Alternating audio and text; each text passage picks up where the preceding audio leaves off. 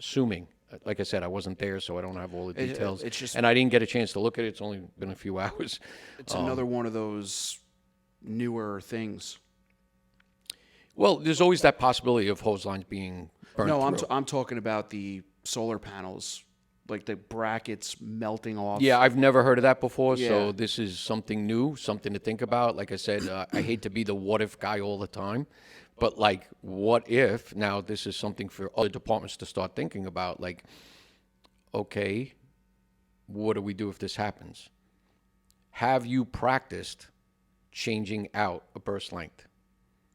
Getting another piece of hose, putting it into play, and we do this in training and, when we first start learning to be firefighters, where do you add the length of hose if you're short? Do you add it at the engine or the pumper, or do you add it towards the nozzle end, or do you add it in the middle? Like, that's training that you can figure out what's the best avenue if you're stretched and short, Right.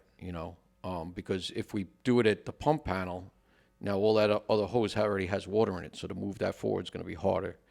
So you got to think about these things and figure out, like, if we have a burst length, what are we going to do? Are we stretching another line? Can we get another line off that first do rig? Do we have to go to a second do rig?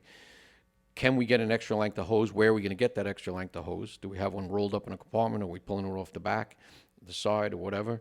But how are we going to replace that hose length? And how are we going to get more water into play? So you figure your first line and your backup line.